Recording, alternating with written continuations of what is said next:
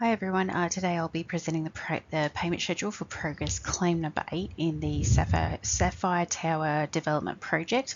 This review ensures compliance with the Building and Construction Industry Security of Payment Act 2009, also known as SOPA, and the AS 4997 General Conditions of Contract. Our focus is to validate the claim, apply necessary adjustments, and determine the final payment while ensuring full contractual and legal compliance.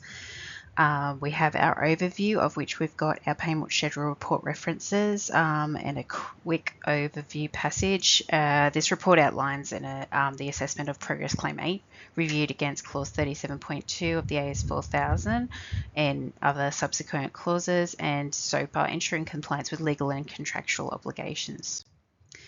Here we've got our first BOQ breakdown, in which the only changes here that the superintendent had found was that the concrete had 5% of defects and was deducted as per what the contractor had given the advice to the superintendent. The masonry works were only calculated at 75% because that was the work that was done, along with the carpentry at 60%. So those were the only 3 items. These assessments ensure that the work completed aligns with the contract provisions.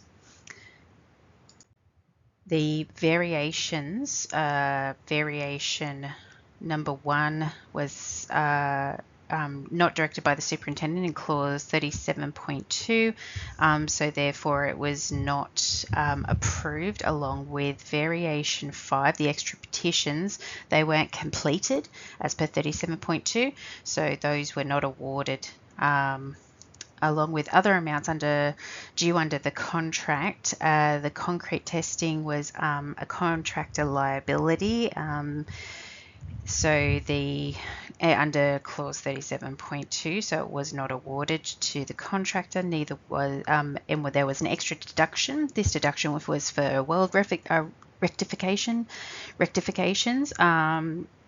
of which was deducted under clause 29.3. These deductions were justified under the contract and SOPA provisions. We have our final calculation here with the payment claimed and the payment approved. All calculations are also made in the Excel sheet. This also complied with SOPA under section 14 of SOPA, the payment schedule done issued within 15 business days. Section 11, payment is due within the contractually agreed time, and clause 37.2 of the AS 4000, the superintendent assessed the claim based on the contract. The final payment amount being $387,120.25, including GST. And it was also certified and a payment date issued. That was the payment schedule. That's the summary report.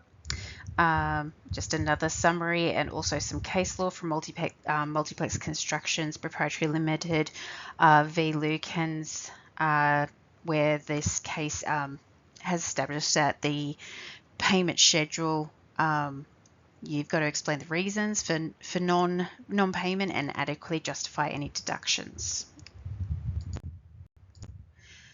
Okay.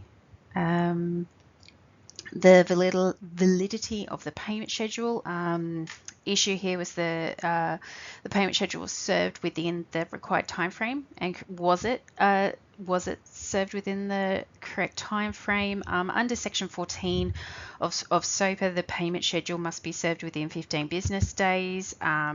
The progress claim was received on 28th of September. Payment schedule was sent on the 20th of October on 2021, which means it met the deadline. They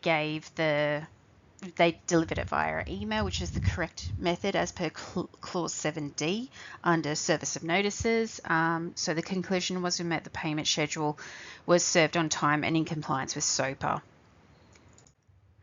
The deadline for the Davies adjudication application, the issue was when is the latest date Davey can apply for adjudication.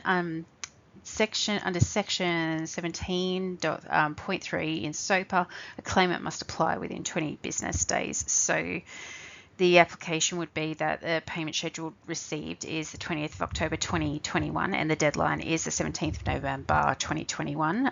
The case law that applies to this is Protective Veil Proprietary Limited v K2K Proprietary Limited. Any missing SOPA deadlines forfeits the right to dispute. And for question 4, deadline of Sapphire's adjudication response. The issue being when is the latest date Sapphire can submit the adjudication response. Rule under section 20.1 in SOPA, response due within 5 business days.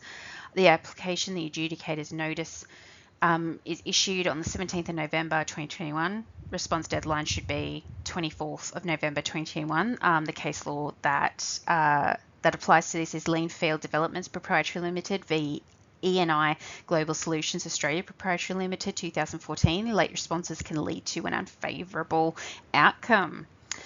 So last question, question 5, adjudicator's determination.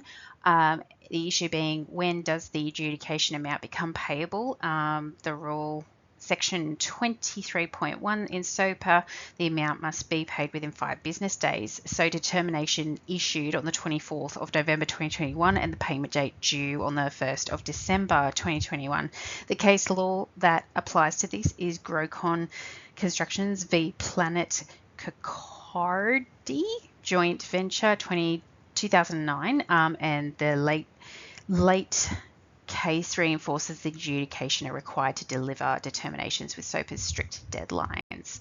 Other than that, we've got some key conclusions and takeaways. So yeah, all good.